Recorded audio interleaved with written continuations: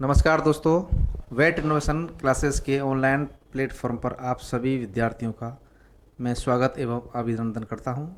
मैं डॉक्टर गोविंद धाकड़ आपके सामने एक महत्वपूर्ण टॉपिक है, आधुनिक भारत का पशुपालन। और इस टॉपिक का जो पहला सीरीज है, ये जो सीरीज का जो पहला टॉपिक है, सीरीज है आधुनिक भारत का पशुपालन। उसका प्रथम टॉपिक रहेगा श्वेत क्रांति 2.0 कि ऐसे कई सारे जो टॉपिक हैं इस सीरीज़ में मैं आपसे रूबरू होऊंगा। उसका जो पहला टॉपिक मैं लेके आया हूँ बहुत ही इंटरेस्टिंग एवं करंट टॉपिक है और लेटेस्ट है, जिसको आप लोगों को सबको समझना एवं जानना चाहिए।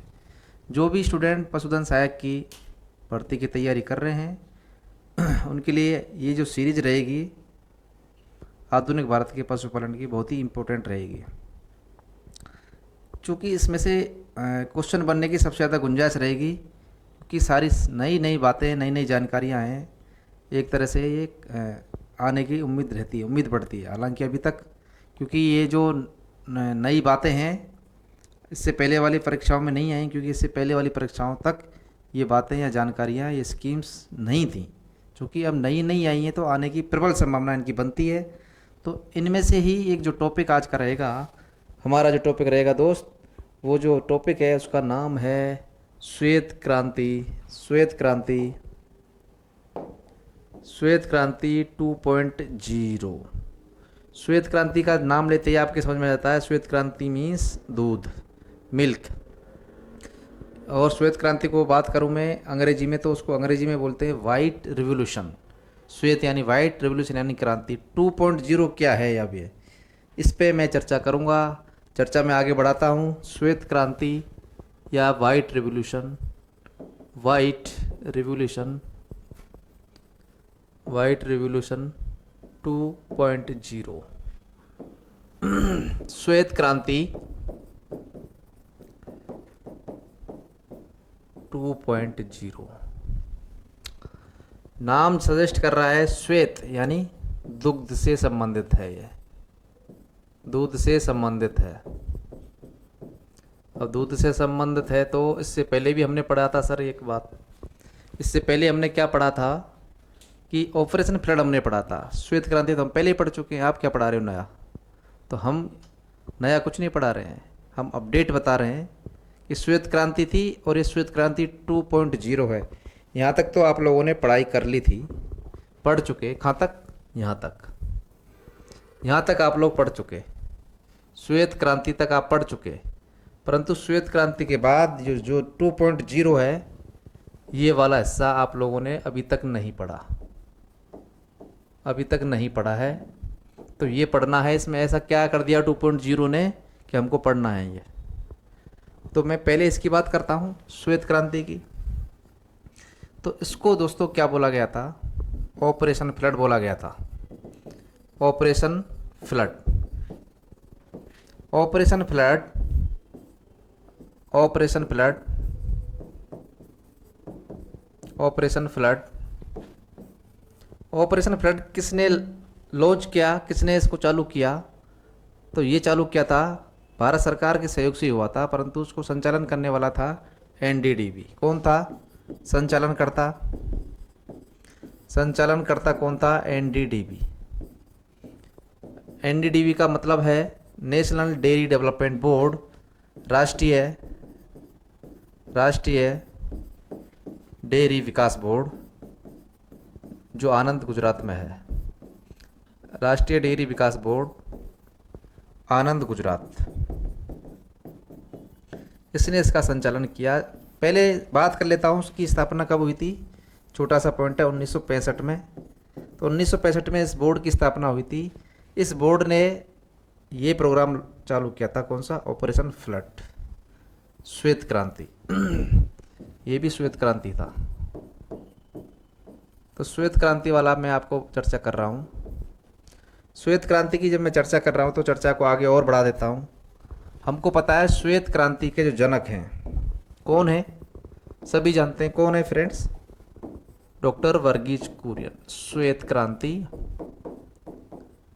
श्वेत क्रांति के जनक कौन है? डॉक्टर वर्गीज कुरियन।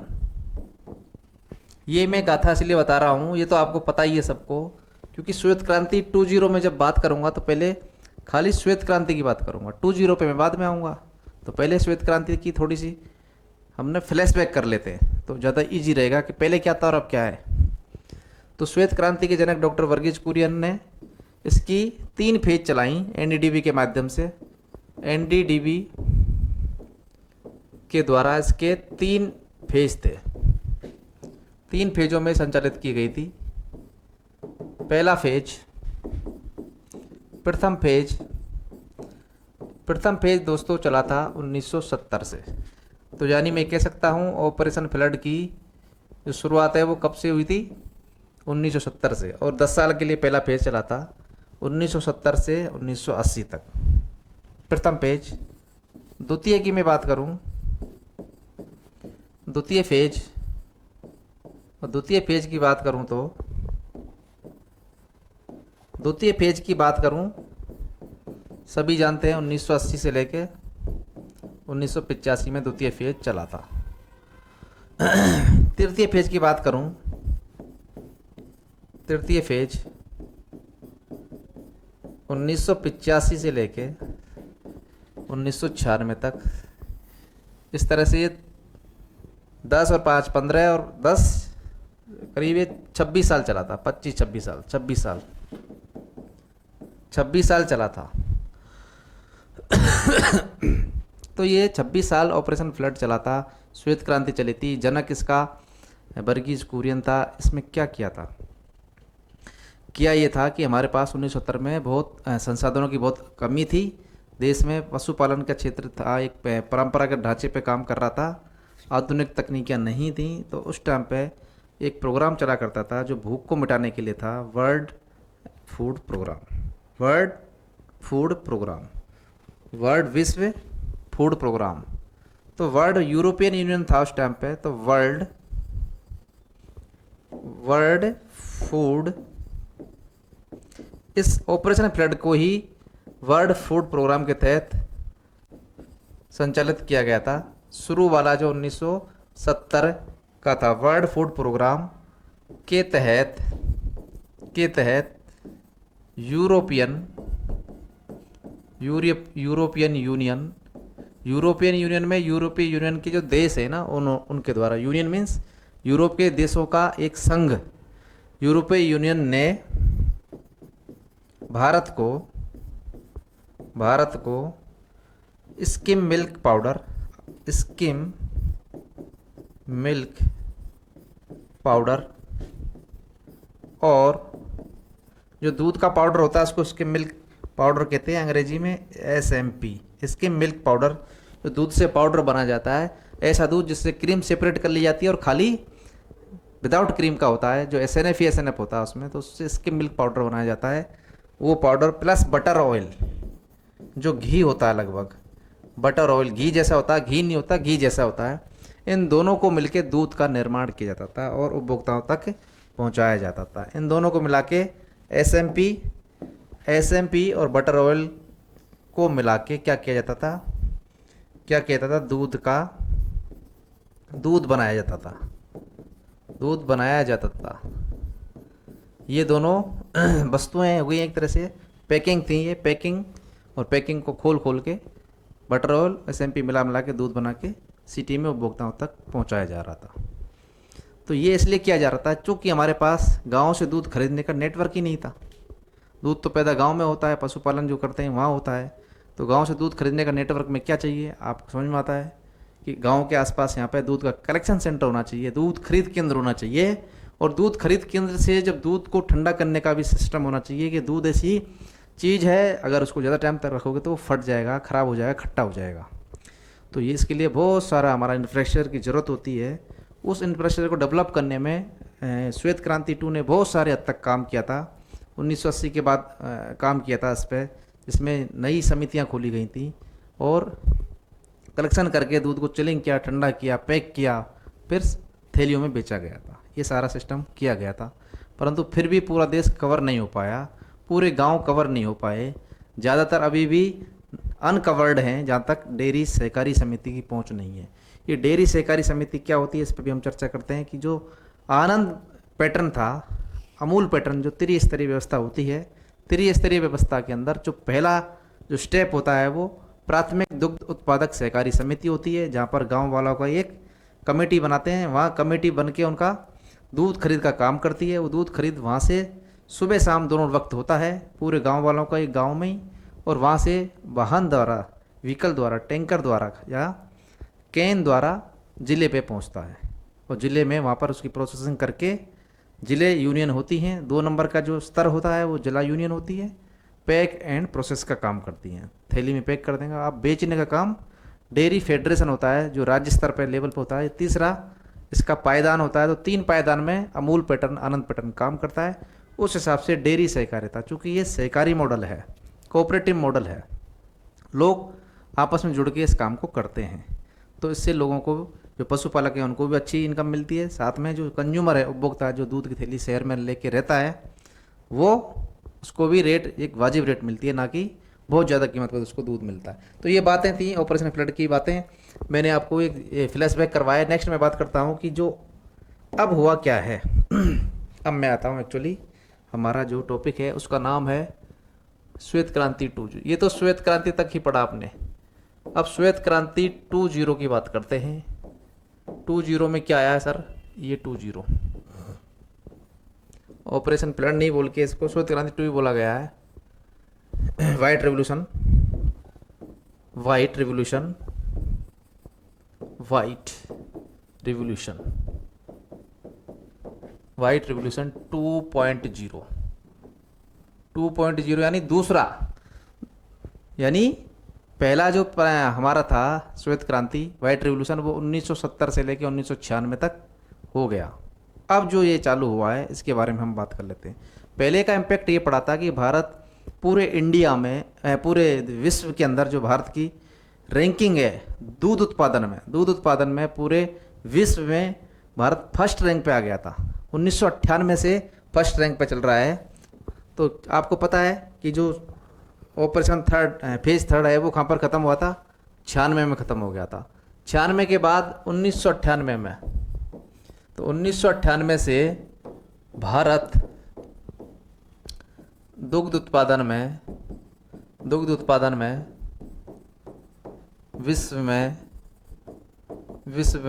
प्रथम स्थान पर है, प्रथम स्थान पर है। 1998 से चला रहा, आज भी है। तो वाइट रेवोल्यूशन 2.0 में क्या किया गया था? इसके जो उद्देश्य ये थे कि जो दूध जो गांव में पैदा हो रहा है, अच्छी नस्ल के पशु में दूध भी खूब पैदा हो रहा है, परंतु असंगठित क्षेत्र में जा रहा है। असंगठित क्षेत्र यानी प्राइवेट में जा रहा है, यानी दूधियों के पास जा रहा है, और औने पौने दामों में दूधिया पशुपालक से दूध ले लेते हैं, और उसका दूध का दाम पशुपालक को नहीं मिलता है, और बिचौलिया जो दूधिया हैं, प्राइवेट पार्टीज़ हैं, वो ज़्यादा पैसा मुनाफा कमाते हैं, मुनाफा नहीं, मुनाफाखोरी करते हैं वो। तो इस तरह से इसका पशुपालकों का, जो दुग्ध उत्पादकों का जो शोषण है, उसको रोकना सरकार का कर्तव्य है। तो सरकार ने उसी को ध्यान में रखते हुए जो श्वेत क्रांति में जो इलाके के कवर नहीं हो पाए, जहाँ पर डेयरी सहकारी समिति नहीं पहुँच पाई, ये डेयरी सहकारी समिति में 2 बार बोल दिया हूँ। तो ये क्या होती हैं? जहाँ पर गांव में एक लोगों द्वारा आपस में एक कमेटी बना के और दूध का संकलन किया जाता है, और संकलित दूध को जिला यूनियन पर भेजा जाता है। डेयरी सहकारी समिति, जिसमें सहकारिता के माध्यम से चुनाव करके लोग गांव का दूध इकट्ठा करते हैं, दूध को इकट्ठा करके आगे भेजना, वो डेयरी सहकारी समिति का कार्य होता है। वो गांव लेवल पे होती है, पंचायत लेवल पे होती है। तो उस टाइम पे बहुत सारी जगह पे हुआ था, परंतु बहुत सारी गांव अभी भी बाकी हैं, ज़्यादातर बाकी हैं, बहुत कम जगह पे हुआ। तो उस दूध को गांव से ले जाके संगठित क्षेत्र में दूध को लाना, ज़्यादातर दूध को, और किसानों को साथ में दूध के मार्केट तक उनकी पकड़ बनाना, पहुंच बनाना। सबसे बड़ी समस्या क्या होती है किसान पशुपालक की, कि उनको जो उनका जो उपज है उसका वाजिब दाम नहीं मिलता है। उपज का वाजिब दाम मिलना शुरू हो जाए तो पशुपालक को कोई दिक्कत नहीं होगी। तो उसी के लिए ये प्रोग्राम है, मुख्य रूप से उसको फोकस करता है। तो उसके लिए क्या है कि जहाँ पर जिन गाँव में प्राथमिक डेयरी सहकारी समितियाँ नहीं हैं, तो वहाँ पर डेयरी सहकारी समिति खोलना है। डेयरी सहकारी समिति का कवरेज बढ़ाना है पूरे देश के अंदर जहाँ पर नहीं है। दूध संकलन का काम करना है गाँव से। दूध संकलन करने के लिए फिर दूध को सुरक्षित भी रखना है, गुणवत्ता भी बना के रखनी है। तो दूध को सुरक्षित करने के लिए, उसकी गुणवत्ता बनी रहे, तो उसके लिए उसको ठंडा करने के लिए भी संसाधनों की जरूरत होती है। उसको बोलते हैं चिलिंग करना। चिलिंग यानी जमाना, ठंडा करना। तो ठंडा करने की भी बात होती है। आधारभूत अवसंरचना की बात भी होती है कि उसके लिए मशीन भी चाहिएगी, गाड़ी भी यहाँ चाहिएगी, बिल्डिंग भी चाहिएगी, आदमी भी चाहिए। तो वो सारी चीज़ उसमें शामिल है। तो ये इसके अंदर है। तो मैं सबसे पहले बात करूँगा इसकी लॉन्चिंग की, इसकी शुरुआत की। जो आपको क्वेश्चन आ सकता है उसकी बात करना बहुत ज़रूरी है। तो क्वेश्चन आने की जो चांस है वो है इसकी शुरुआत। तो शुरुआत दोस्तों 19 सितंबर 2024 कब हुई थी? 19 सितंबर 2024। किसके द्वारा इसकी शुरुआत की गई थी? किसके द्वारा की गई थी? केंद्रीय सहकारिता मंत्रालय, भारत सरकार। केंद्रीय सहकारिता मंत्रालय, जिसका अभी मिनिस्टर हैं अमित शाह। सहकारिता मंत्रालय, भारत सरकार। क्लियर? सहकारिता।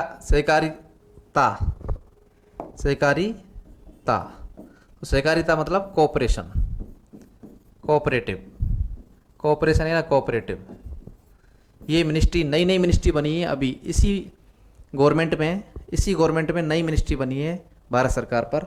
और उन्होंने इसको लॉन्च किया है कब? 19 सितंबर 2024 को। यहाँ पर जो श्वेत क्रांति 2.0 की जो शुरुआत की है केंद्रीय सहकारिता मंत्रालय द्वारा की है। बहुत ही इंपॉर्टेंट है, आपको याद रखना है। Very important date. और किसके द्वारा की गई है? इसमें सहयोगकर्ता कौन है या संचालनकर्ता मैं बोल सकता हूँ। संचालन कौन करेगा? संचालनकर्ता है पशुपालन एवं डेयरी मंत्रालय, भारत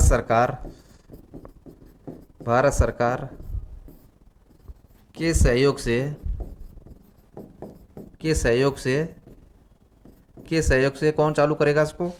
एनडीडीबी मतलब नेशनल डेयरी डेवलपमेंट बोर्ड,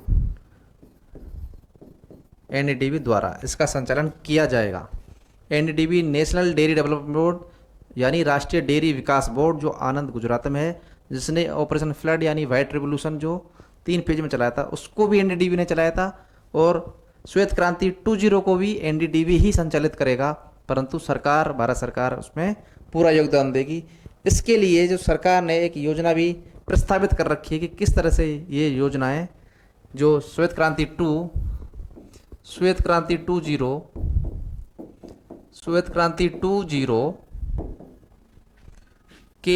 के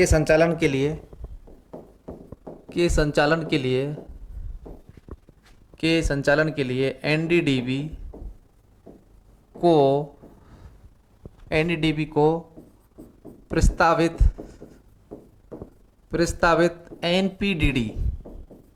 एनपीडीडी स्कीम का नाम है national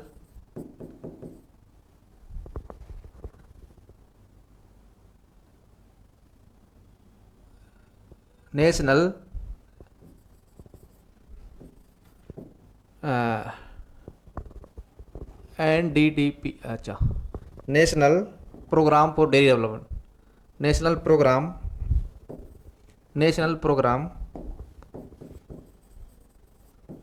programme for dairy development. चूँकि दोस्तों आपको मैं बता चुका हूँ पिछले लेक्चर में, क्या national programme for dairy development, इसकी शुरुआत कब हुई थी? 2021 में ही ये लॉन्च हो चुका है। तो एनपीडीडी में भी फेज 2 लाने का प्रस्तावित है। तो प्रस्तावित क्या है? एनपीडीडी 2.0। एनपीडीडी 2.0 नई योजना, इसी को ही आगे बढ़ाया जाएगा, जिससे कि श्वेत क्रांति 2.0 में जो हमारे उद्देश्य हैं उन उद्देश्यों की पूर्ति इस एनपीडीडी स्कीम के जो फंड है उसके द्वारा की जा सके। क्लियर हुई बात? मेरा कहने का अर्थ है, संचालनकर्ता कौन है? संचालनकर्ता है एनडीडीबी। ये आपकी श्वेत क्रांति 2.0, इसको संचालन कौन करेगा?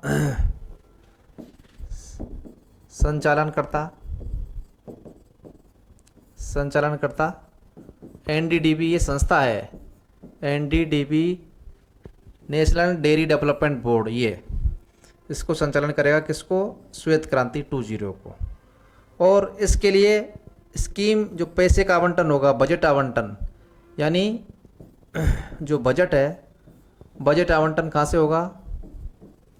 बजट आवंटन होगा वो होगा एनपीडीडी स्कीम में, एनपीडीडी 2 वो प्रस्तावित है अभी, एनपीडीडी 2.0 स्कीम।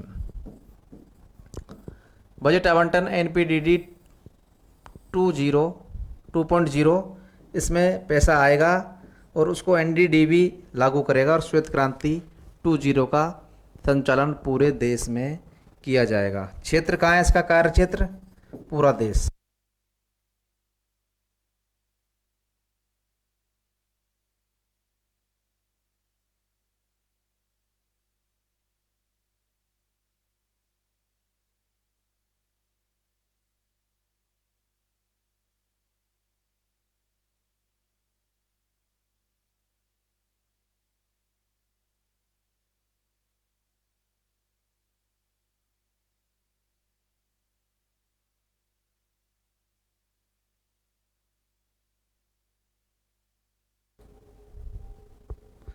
श्वेत क्रांति 2.0 का जो कार्य क्षेत्र है उसके बारे में हम चर्चा कर रहे थे। श्वेत क्रांति 2.0 का जो कार्य क्षेत्र संपूर्ण भारत है। अब मैं बात कर लेता हूँ कि इसके उद्देश्य क्या हैं। श्वेत क्रांति 2.0 के उद्देश्य की बात करते हैं तो उद्देश्य श्वेत क्रांति 2.0 के उद्देश्य तो दोस्तों इसके उद्देश्य की बात करें, चूँकि आज की डेट में हमारे पास इतना दूध है गांव में जो पूरे भारत की आपूर्ति कर सकता है, परंतु उसको संकलित करना बहुत इम्पोर्टेंट काम है। तो पहला उद्देश्य ये है कि डेयरी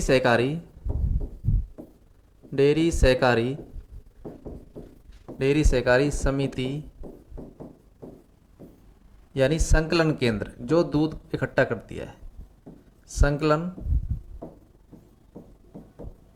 केंद्रों की स्थापना करना जहाँ पर नहीं है। तो ये टारगेट है, लगभग टारगेट है इसमें 1 लाख नए डेयरी सहकारी समिति का टारगेट है। उसके बाद संकलन करने के बाद दुग्ध गुणवत्ता बनाए रखने के लिए चिलिंग सुविधाएं, चिलिंग मीन्स ठंडा करना, दूध ठंडा करके उसको सेव किया जा सकता है। चिलिंग सुविधाएं बढ़ाना, सुविधाओं का विकास। तो इस तरह से इंफ्रास्ट्रक्चर और अन्य भी चीज़ हैं। थर्ड की जब मैं बात करूंगा तो महिला सशक्तिकरण, क्योंकि ज़्यादातर पशुपालन का काम महिला ही करती हैं। अगर महिलाओं को महिला सशक्तिकरण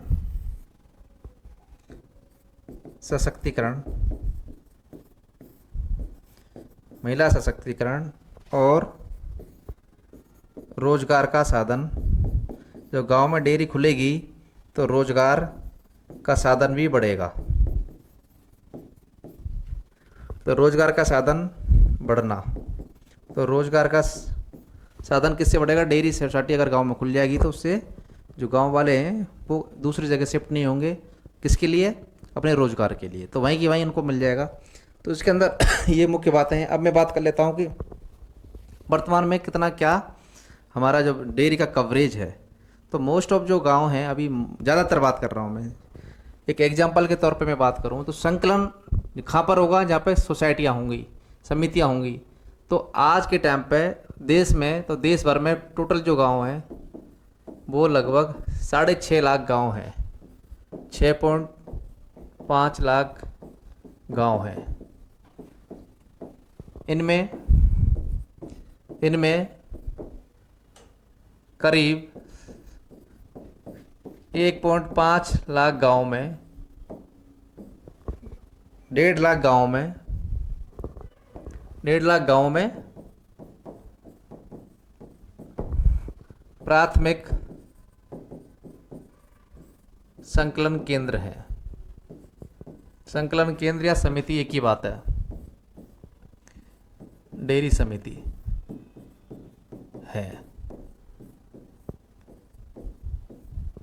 कितने? 1.5 लाख में, बाकी में नहीं है। तो नेक्स्ट जो टारगेट है वो टारगेट क्या है? श्वेत क्रांति 2 में लक्ष्य क्या है?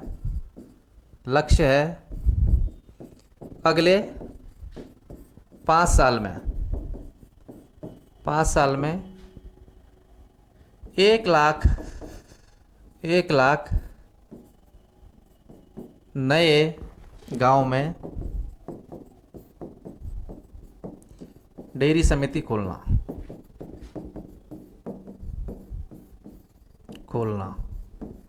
अब मैं राजस्थान की बात कर लेता हूं। तो ये जो आंकड़ा राजस्थान में है दोस्तों, अभी राजस्थान में कुल मिला के राजस्थान की बात करता हूं तो राजस्थान में लगभग 40,000 गांव हैं। 40,000 गांव हैं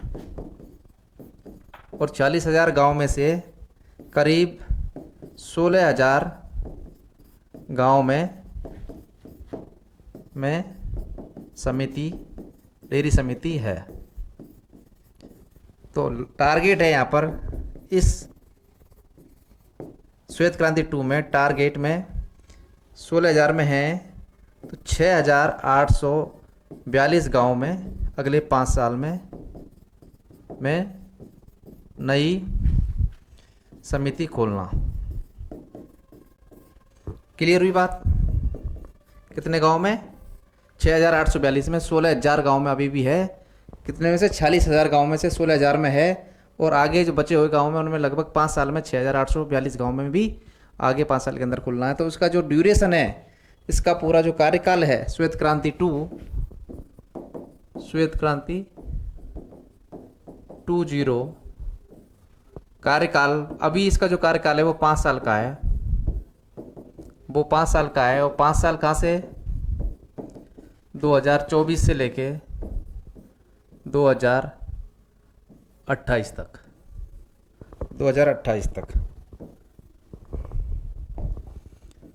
2028 तक आधार वर्ष इसके अंदर जो माना है वो, जिसके अनुसार हमको कैलकुलेशन करनी है वो 2023, यानी 2023 के अंदर जो आंकड़े हैं दूध संकलन के, दूध खरीद के, उनको 5 साल के अंदर अंदर 50% और बढ़ाना है। तो मैं यहाँ पे जो इम्पोर्टेंट बात है वो आपको बता रहा हूँ कि यहाँ पर जो संकलन, वर्तमान संकलन है,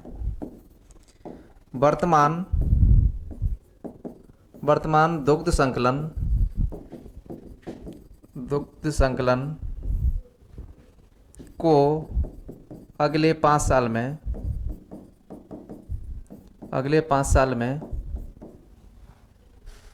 50%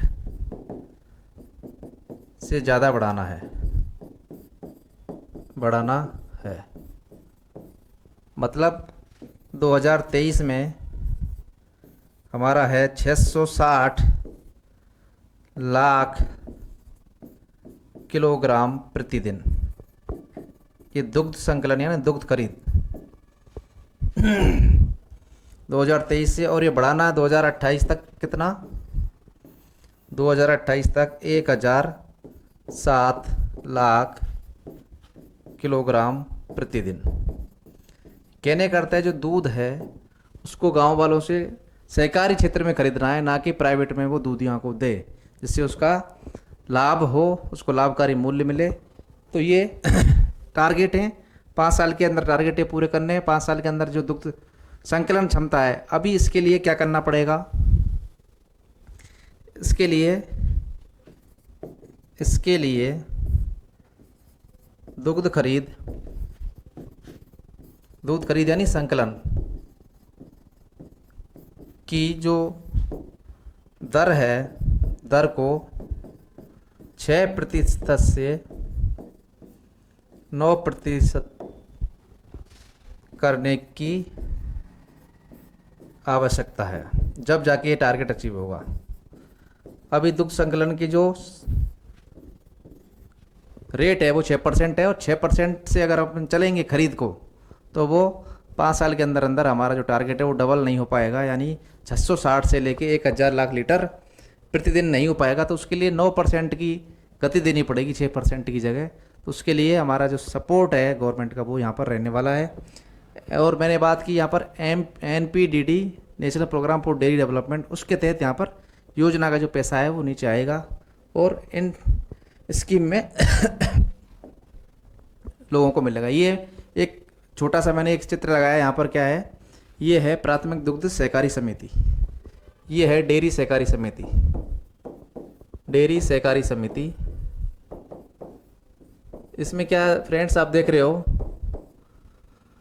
तो ये संकलन केंद्र भी इसको बोलेंगे, जहाँ पर दूध का खरीद होता है, संकलन केंद्र। और यहाँ क्या होता है, दूध खरीद होता है, दूध खरीद होती है यहाँ पर।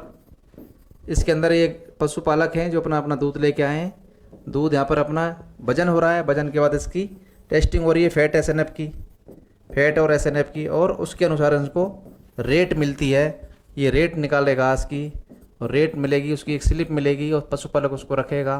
तो इस तरह से उनका जो रोजगार है वो रोजगार मिलेगा, प्लस उनका जो मूल्य है वो मिलेगा। रेट यानी उनको उचित मूल्य मिलेगा। सबसे इम्पोर्टेंट बात है मूल्य मिलना, उचित लाभकारी मूल्य वो इनको मिलेगा। ये प्राथमिक डेयरी सोसाइटी जो गांव में खोलनी है, वो उसका एक मॉडल है कि वो कैसी होती है। मशीन भी लगानी पड़ती है, टेस्टिंग मशीन भी लगानी पड़ती है, वेइंग मशीन भी लगानी पड़ती है, ऑपरेटर भी होता है, और उसका मोबाइल सिस्टम से उसके मैसेज भी आ जाएगा कि आपका दूध इतना है, उसकी रेट इतनी है, आपके पैसे इतने बनते हैं। तो दोस्तों ये पूरा की पूरा जो श्वेत क्रांति 2.0 उसमें इंपॉर्टेंट बातें मैंने आपसे डिस्कस की। और ऐसे ही आगे जो हमारा एक सीरीज है आधुनिक भारत का पशुपालन श्वेत क्रांति 2.0 के बाद नेक्स्ट वीडियो के अंदर हम आपसे और नवीन जानकारी के साथ मिलेंगे। उससे पहले मैं आपको बता देता हूं कि जो हमारा लाइव स्टॉक असिस्टेंट इंस्पेक्टर का जो कोर्स है वो वेटनरी साइंस के लिए है केवल, उसको आप लोग गूगल प्ले स्टोर से खरीद सकते हैं, डाउनलोड कर सकते हैं ऐप को। ये हमारा ऐप का लोगो है, इस लोगो को देख के गूगल प्ले स्टोर से आप डाउनलोड कर सकते हैं ऐप को। और इस कोर्स की जो फीस है वो नाम मात्र की फ़ीस है, वो 2500 रुपये 2500 रुपये रखी गई है। और इसमें एक्सपर्ट टीम द्वारा यहाँ पर अध्यापन करवाया गया है। एक्सपर्ट टीम में विशेषज्ञों का आपको फ़ायदा मिलेगा, क्योंकि कई क्वेश्चन ऐसे आते हैं जो हमारे आउट ऑफ सिलेबस बोला जाता है उनको, परंतु आउट ऑफ सिलेबस ना होके वो सिलेबस के ही होते हैं। तो एक्सपर्ट टीम उसको आपको अच्छी तरह से डिटेल्स में, और जो नई चीज़ नवीनतम लेटेस्ट अपडेट है वो भी आपको पढ़ाएगी। तो इसलिए आप हमसे जुड़े रहें, और आप पशुधन सहायक की जो भर्ती है उसमें सफल हो सकते हैं। तो आपको धन्यवाद एवं आपके भविष्य की शुभकामनाएं। आगे नेक्स्ट वीडियो में मिलेंगे, तब तक के लिए थैंक यू, नमस्ते।